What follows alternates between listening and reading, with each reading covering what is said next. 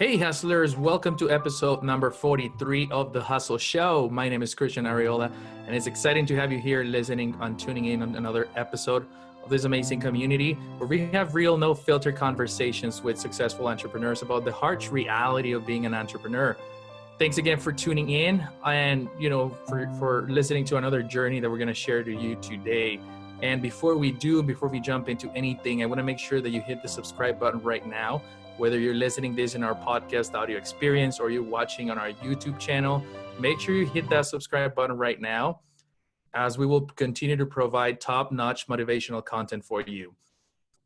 And remember, all the show notes and the audio and the video experience for this episode, you can find it at thehustleshow.co. On today's episode, we have Romacio, who's going to join us. He has quite a fascinating story as he went... He just turned 40. He was a college dropout at 19, and he's a self-made millionaire in real estate by the age of 25. And in the last 10 years, he has made millions of dollars in the network marketing and multi-level marketing industry. So I'm super excited to have you here, man. Welcome to the Hustle Show. Well, thank you so much, Christian. I appreciate you for having me, man. Yeah, it's exciting. I mean, quite a fascinating story there.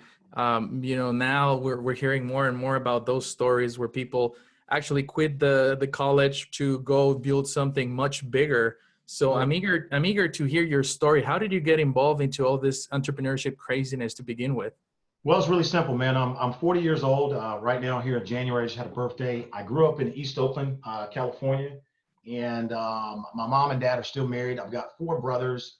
Came from a very strict family. Parents to the middle-class family. Nobody had any real money, but they did the best job they could, my parents, to raise us children the best that they could. And they did a phenomenal job. They instilled the right morals, the right values, work hard, treat your community fair, these sorts of things. And so for me, I went to Sacramento State University, just an hour away from Oakland.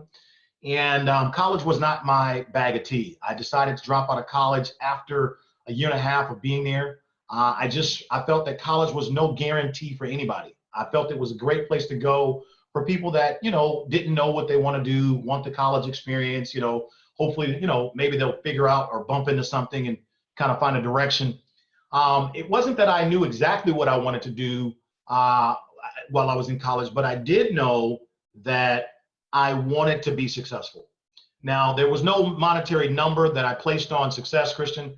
What it was for me is that I had told my mom and my father that once I decided to drop out of college and they told me I would receive no more money from the house, I told them, I promise you, whatever I decide to do, I will be the best.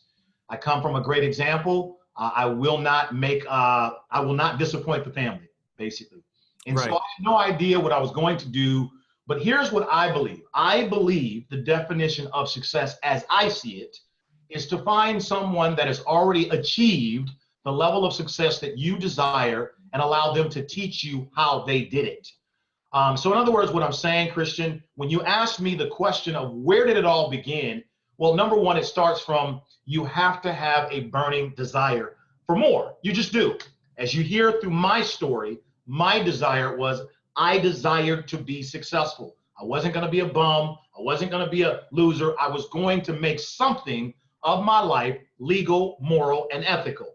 I had no idea what that was going to be, but I had a desire to be successful. I never thought I was going to become a multimillionaire. I just wanted to win in life, period. I realized that winning was what it was all about.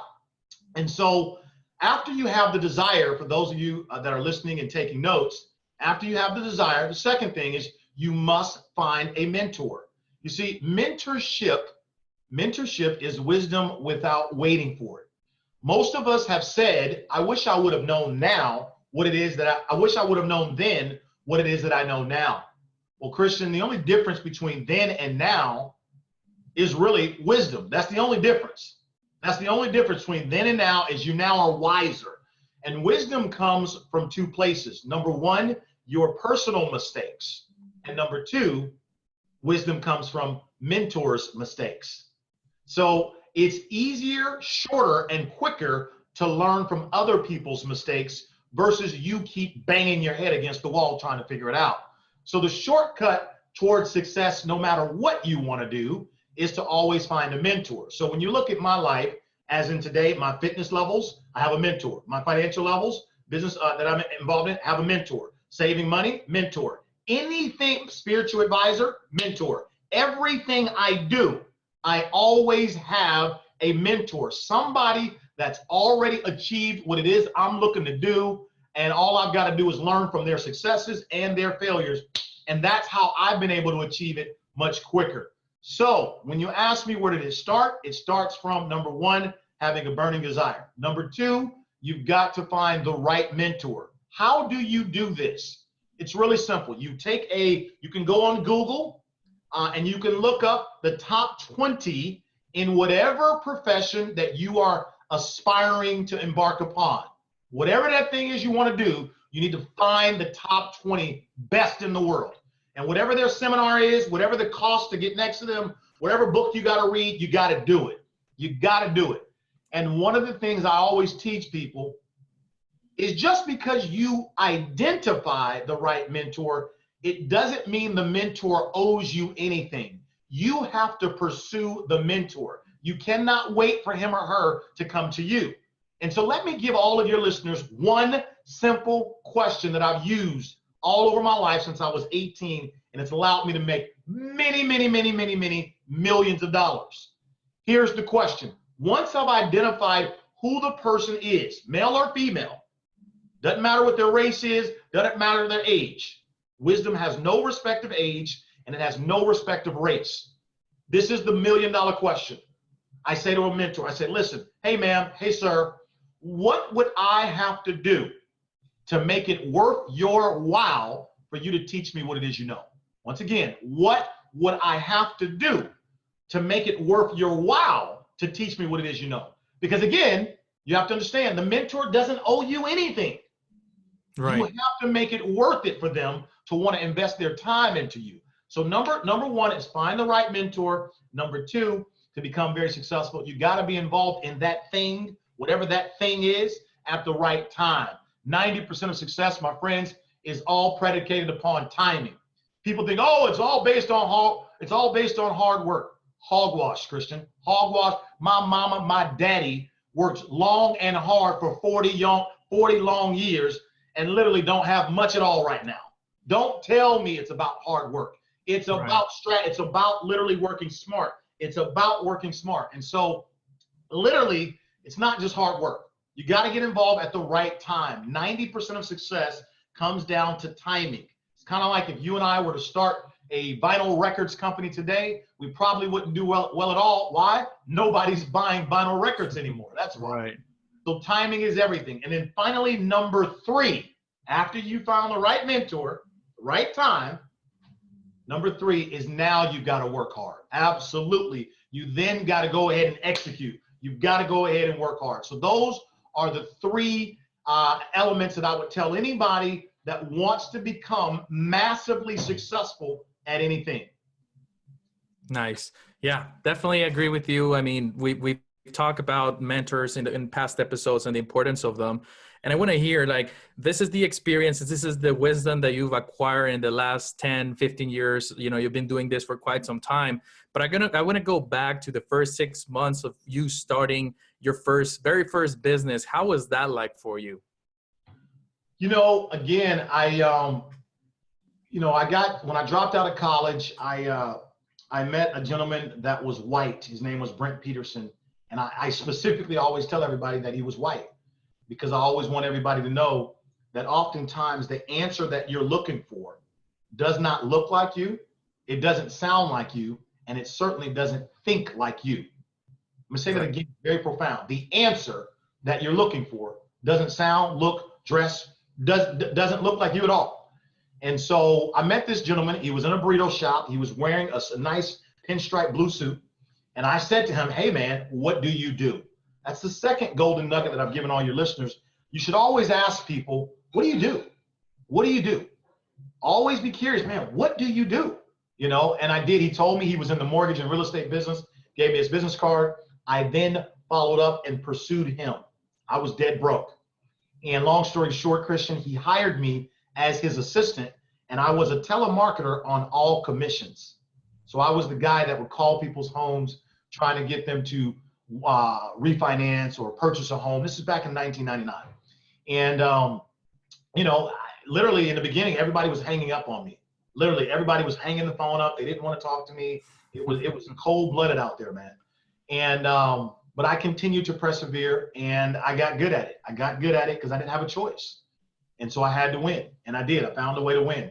And long story short, I graduated from a telemarketer. I moved up the ladder in the mortgage and real estate business until real soon, a few years later, I then ended up owning my own mortgage and real estate firm. I had two of them.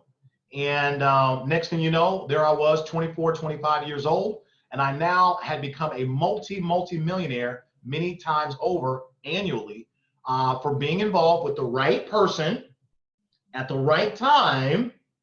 And I worked hard.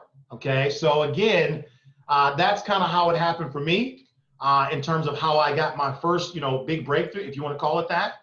And then 10 years ago, obviously, I got introduced to network marketing, and now we've been killing it. I'm number 16 in the entire world in network marketing, and there's 110 million people worldwide that are in network marketing, which is a home-based business. And I'm now today number 16 out of 110 million worldwide. So, but again, it's the same formula, Kristen. It doesn't deviate. Got involved with the right mentor, right time, work hard. It's it. It doesn't change. If I wanted to be in the podcasting business, like what you're doing, all I would do, find the top 20, find what I got to do to get them to teach me their secrets. Boom. So I got my mentor, right time, work hard. There I go again, top. That's the recipe, man. But I want to go back to the first thing I said. If a person does not have a burning desire for more, man, I don't care how many books you read, how many schools you go to. I don't care who your mama is, who your daddy is. I don't care. You ain't going nowhere. All success of any kind starts from the desire, which comes from inside of you to want more. Right. And it's a real, I mean, it's real, you have to have that why and that very, the hanger and the hustle in you, something that is nobody's going to teach you. I mean, it's something that you develop, and many of us that, many of the people that is listening right now, they probably feel it already, because it's something inexplicable. Like it's something that is driving you, that is wanting you to do better and to do bigger things. But there's no way that it can, that somebody can teach you this stuff. Right. The best thing that for those of us that have children, and I'll say this, and I'm very passionate about this, whether you have one kid or two or 100 kids, whatever, the best thing you can do for your child is give them an example of success. It does. Look, you don't have to become no millionaire. Give them an example of you're not a quitter. Give them an example of you get knocked down, but you get back up and you get at it again. Give them an example of success, because more is caught by children than taught. More is caught than taught. When I dropped out of college, I looked mama and daddy in the eye as they sat on the couch, and I said, Dad, Mom, I promise you I will be the best. If I decide to be a garbage man, I'm going to be the best garbage man there is. Why? Because I came from an example of success. Y'all fought for me. It's my job to go out there and fight for you. Right. And so, again, that's the best thing you can do for your child, is to give them an example of success. Because you're right, Christian. You can't really teach entrepreneurialism, but what you can do is be responsible for the environment you raise your kids up into. You see, I grew up in the hood, but my mama and my daddy, they said, listen, boy, you're not gonna become a product of the environment. No. So my parents fought against that. They kept us inside. They put us to church. They constantly made us read books, talk to us, do all this type of stuff to say, no, you will not be a product of your environment. Now, we may not have millions of dollars to live in the suburbs or whatever, but what we're going to do is we're going to control these four walls. So give an example. We couldn't talk to young girls till I was 17, 18 years old, man. I mean, can you imagine? I mean, we can do sports, we can do church, but they would not allow us to pretty much, they wouldn't allow us certain freedoms because they didn't want us to get caught up in the negativity of growing up in the hood, because then the odds were more likely that we would end up just like that. Right. So the power of environment is one way that you can, no matter who you are, no matter what your race or gender is, environment is something that actually it helps people believe bigger in what it is that they can achieve or less. Let me give you an example. If you take the boy from the ghetto and you put him in the suburbs, and you take the boy from the suburbs and put him in the ghetto, two totally different kids, promise you. All of a sudden, that suburb boy will begin to act totally different because of the influence of his environment. But likewise, the boy who grew up in the hood, all of a sudden in the suburb, will begin to think differently, but once again, because of the influences of that environment. So what does this tell us? This tells us that environment is critically important towards a person believing. Wow. Yeah. And it makes sense. I mean, it's something like, I'm sure you've heard that old saying that you are the average of the 5 people that you spend the most time with. And this, this reminded me of that. I mean, it's the perfect example. Now, because you have that support from your parents and they were supporting you as an entrepreneur, they wanted you to be better than them. Did you ever have that feeling of quitting during the first few years that you were in business, that you were trying to figure out things? Or what was driving you? What was driving your passion?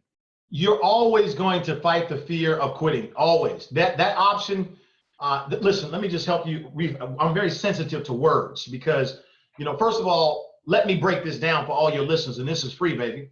Look, the only difference between the quitter and the winner is a state of mind. The winner said, you know what, I'm tired of quitting. I'm tired of losing. I want to win now.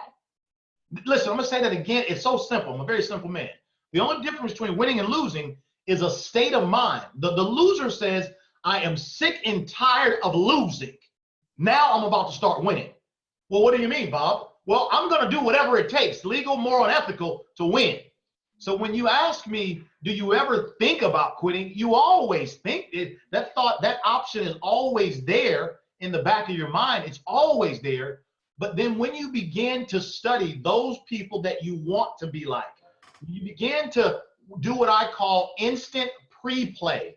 See, most people, Christian, they suffer from instant replay, where they're always replaying the past. Meaning, what if it doesn't work? What if I slip and fall? Uh-oh, no one ever did this before, so therefore I can't. They always are plaguing themselves over the past.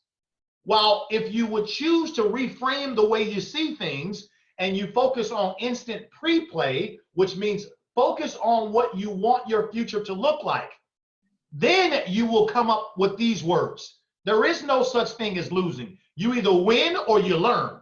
You either win or you learn. You either win or you learn. There is no such. What do you mean? See, the only place you have a winner and a loser is in sports.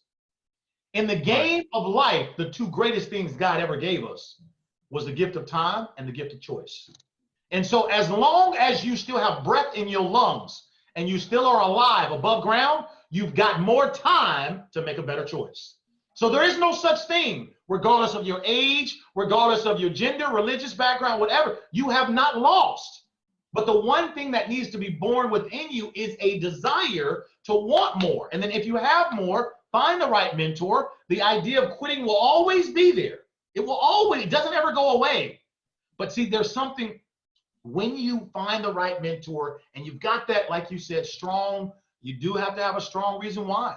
If you don't, when the wind comes, you'll blow over. You will. But see, here's the deal. This is how I think. When I look at all the other people, do you know more people today, Christian, are becoming multi-millionaires in this world than ever before? That's a fact. I'm talking about, and these people aren't summa cum laude of their class. They're not 4.0 students. We're talking average Joes. More. If I could pick a time to be born, it would be today. Technology is just everything. If I could choose when I could be born, I would choose right now. That's how good things are right now in terms of opportunities in our world today. The idea of being an entrepreneur is more accepted today than ever before. But guess what? A lot of people who start businesses, they do fail, but that's not a failure. You're supposed to fall. You're supposed to fail forward. See, everybody talks about all the shots that Michael Jordan made, but did you know it was literally 1,000 times more shots that he missed than he made? See, the thing about an entrepreneur is this here. 90% of the time, we're wrong. I want everybody to remember this. 90% of the time, as an entrepreneur, we are wrong. It doesn't go according to plan. It doesn't. But let me tell you, baby, about the 10%. Woo! Let me tell you about the 10%, as Babe Ruth would say. I just need one ball to go out the park for a home run. Just one good ball. And it's the 10% that we really fight for. We fight for that 10%, that one good train ride to change everything in our life. That's how it works. But do you have the tenacity, the persistence, the courage to literally keep going and keep going and keep, and it's, listen, look, talk is cheap, baby. Talk is cheap. You're going to cry over it. You're going to be frustrated. Sometimes you're going to break stuff. Absolutely. This is your life we're talking about. It's supposed to be a fight. As Muhammad Ali would say, it's supposed to be a rumble in the jungle. That's why I always tell people, literally, your life is a fight. And honestly, like I told you, my parents fought for me, and I will always fight for them.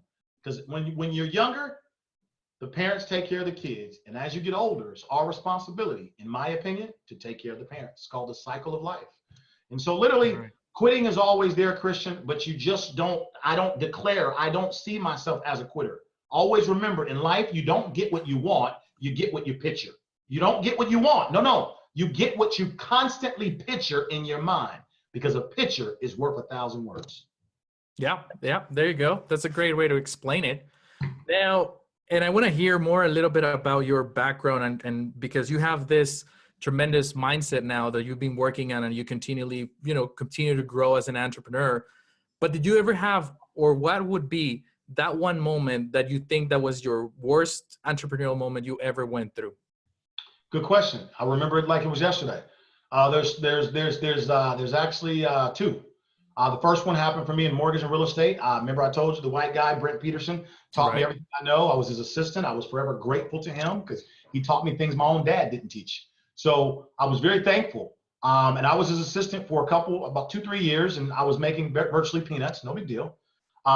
But then there came a time where I knew it was time for me to graduate. I knew that I could do it. I was there. I could feel it in my mind. I had been doing it basically for him, but now I was ready to do it for me. And I said, hey, listen, I'm ready for a raise. I'm ready to go off and do my own transactions and so forth and so on. And I remember he disagreed. And I said to him, no, this is not up for debate. I'm telling you, I have to do this. Because as a man, I'm feeling less and less and less every day that I don't do it. Because I know and I believe in my soul I'm capable of doing it.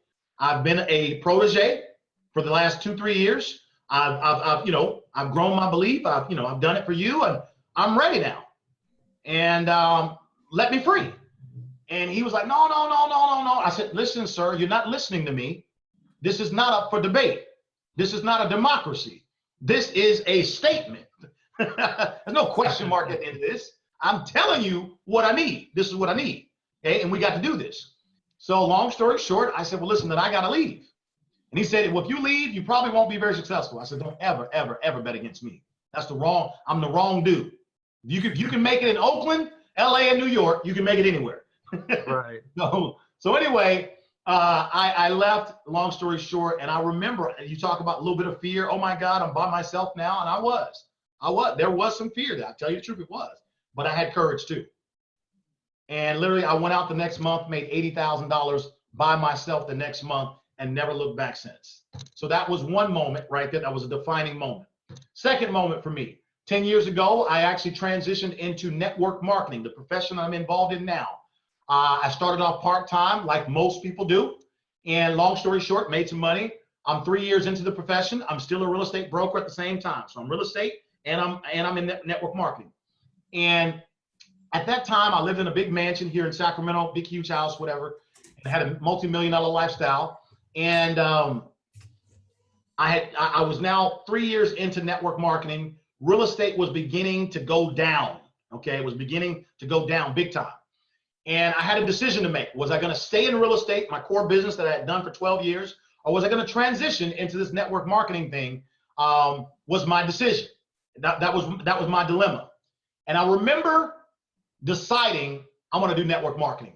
Why? Because the benefits far outweighed if I became massively successful in real estate. Residual income, helping people, time freedom, all this stuff it was unparalleled. If you make this thing work, it's far greater than anything else. So I chose network marketing, but I knew that when I chose network marketing, I was going to have to sell my huge home that I had built. And I was going to have to downsize my lifestyle, and I was going to have to move into a smaller place. And by many people's definition, kind of go backwards a little bit, because I was still a new baby in this network marketing thing. And I was making money, but not enough money to cover that huge lifestyle at that time. Right. Here I was packing my bags, Christian, at my house. And my mother was there with me. And I was packing my furniture up. And I was frustrated because I was losing this house that I had built, heated floors, swim up bar in the back. I mean, I'm talking about, man, you thought you was in some island or something. It was cold-blooded, brother. And I put my foot in that house. And anyway, and I said to myself out loud, man, Mom, I am done. I'm done. I'm done. I gave it a run. I gave it the best run I could, and I'm finished. I'm now got to move to a smaller house and all this stuff, and I'm done. And my mother grabbed me by the shoulder, and she said, look at me, boy. She said, don't you ever, ever, ever say those words again, that you're done. I promise you, your best work is ahead of you in the future. And I'll be honest, at the time, I didn't believe her. But, you know, I come from a family that when mama talks, you shut up. You don't say nothing. You know what I'm saying? So Right. I remembered those words in the back of my head. And here we are later, man. I've been involved in my current network marketing company now for 1 year. 1 year I've been involved. And ladies and gentlemen, I can tell you, I've had the biggest financial weeks of my entire career, as big as $150,000 to $200,000 a week of personal income here within the last 12 months. It's been absolutely phenomenal. So the point of the story is, Mama was right. So those are the two defining moments that I can see. I can tell you, one, it's interesting. If you listen to both of those, they both required me, and this is the thing I want your listeners to get. They both required me to have courage. Right. To have courage, to be able to do something that I did not want to do, but I had to do it. I had to do it to fight for what I was believing in. And I did, and I cried about it. I was frustrated, you name it. But honestly, I can tell you, if it can happen for me, it can happen for all of your listeners. Listen, desire, number one. Number two, find the right mentor. Number three, the right time. And number four, work hard. That is the recipe. As a matter of fact, right now in my current network marketing company, right now, I've been involved for 12 months. I've made $2.3 million starting from scratch in the last 12 months. I don't own the company. I wasn't the first one to join the company. There's over 700,000 people above me, 700,000. I didn't bring no team of people. I started solo bolo. If you don't know what that means by myself. And my first week, I made 100 grand. 6 months, I made $1 million. 1 year later, 2.3 million in commissions and another 2 million in stock, because we're a publicly traded company. And I've helped over 500 people in the last 12 months earn $2,500 per week. And I've helped 7 people earn $1 million in the last 12 months. Man, this thing is good. And so right now, what I'm doing is I'm identifying 75 different people all around the world right now that I'm going to help earn $10,000 per week from this opportunity ASAP here in 2018. And all your people got to do, if anybody's interested in entertaining that conversation we're talking about, all you got to do is come find me at workwithromacio.com. Workwithromacio.com. ROMACIO. One more time, ROMACIO. Workwithromacio.com. And once they go there, type in your, it's a little video you can see. But type in your name, cell phone, and your email, and me or my assistant will contact you ASAP, have a quick conversation, see if you meet the qualifications, and then we can party.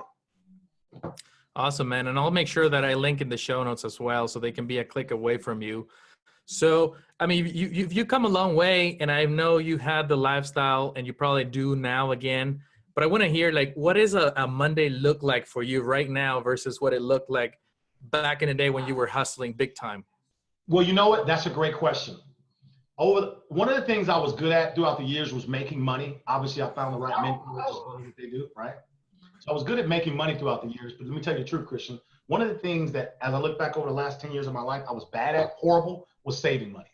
I didn't save nowhere near in comparison to what I made, and it was disgusting. So this is what happened for me 1 year ago when I was 39. My desire was that when I looked at my financial situation a year ago, I was broke. And if something is broke, you should fix it. And so I was really determined to get out there and fix my broken situation. And so here we are 1 year later, $2.3 million earned. But more important than that, I've saved now over $1 million liquid, saved in the bank, saved, and now being invested. And so when you ask me your question that you say there, I can tell you this. The thing is I literally would have to say that it's when you ask me what a Monday looks like right now, what I have done is we've taken all that money that I've made and saved, and I've now put that money aside. So in my mind, I don't have it anymore. So guess how I feel now? Broke all over again. See, as long as I always remember this for all your listeners, winners create the necessary conditions in their mind in order for them to win. See, if I continue to believe I've got $1 million saved, blah, blah, blah, then my ego gets in the way and you start to think that you've arrived. But if you see me here now, I'm in the office, I'm in the lab, 2018 is going to be the biggest year for us ever. We're going to 5x the results that has happened for me last year. So we're going to go from 2 million to 10 million in income this year because I'm helping 75 people get to 10 grand a week. Does that make sense? Right. So, but I don't have that $1 million. It's now put away. I can't touch it. There's penalties on it. So I feel broke. So when you ask me what a Monday looks like, baby, the grind is the same now as it was back then. And honestly, I love the grind. Let me tell you why. Let me tell you about the grind before we wrap up. The reason why I love the grind so much is the grind. Listen, I want all your listeners to write this down. Confidence comes from accomplishment. Confidence comes from accomplishments. And so literally accomplishment comes from hard work, from you grinding, from you hitting it, from you getting after it, from you going and you getting after that thing day after day, little by little. As they say, yard by yard is hard, but inch by inch it's a cinch, right? So that your confidence is going to come from your accomplishments, and you will not accomplish anything if you are not taking action. If you're not taking action toward it. So you've got to be about the grind. I love grinders. I love grinders. What I don't like is people who have the mentality of I've arrived. I'm done. Right. I'm finished. I stay away from those type of people. I don't care how rich they are. I just stay away from those types of mentalities. I'm always interested in those people that are trying to get better.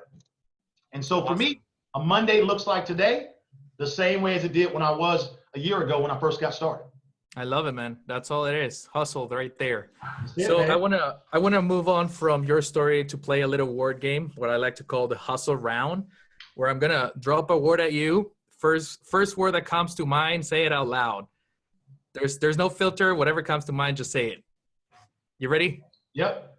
Hustle. All day, every day. Employee. I'm allergic to employees. I'm allergic to bosses. Boss. I am the boss. College. Not necessary. Fear.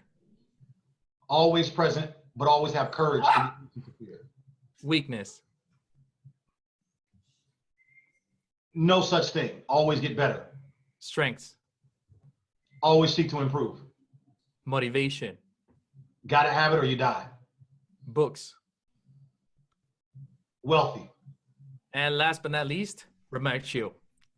Romacio, meaning my name? Yeah. What comes to mind? Always successful, no matter what it is. Awesome, man. Thank you so very much for being here today, man. You shared a lot of gold nuggets, a lot of tips, a lot of motivation for everybody that is listening to us right now. So I just want to give the opportunity for you to, and for everybody that is listening to us, how can they connect with you? How can they find out more? How can they follow you around and keep learning from you? Where can they find you? Awesome. You can go to workwithromacio.com. Once again, workwithromacio.com is my landing page. And there's a video right underneath the video. It tells you to type in your information, your name, cell phone, email. And like I said, we will contact you within 24, 48 hours right away and have a conversation and see if we can do something together. But again, I'm looking for 75 people that want to make an extra 10 grand a week. And we're going to take you by the hand, show you how to do this thing, and have some fun while we go out there and help people. So again, workwithromacio.com is where you can find me. And I want to say thanks to you, Christian, for doing a wonderful job of putting this together, making yourself as a conduit to connect me with them and all this type of stuff. Man, kudos to you. Appreciate it, man. And again, I'll make sure that I link the website at thehustleshow.co so everybody will be a click away from connecting with you. And I wish you nothing but success. Really appreciate your time to be here. Guys, thanks so much for tuning in to the Hustle Show audio experience. I hope you enjoyed today's episode. And even if you didn't, make sure you subscribe to the podcast right now. It's still free. Visit thehustleshow.co for all the show notes and to watch the video experience of this episode. We'll see you soon.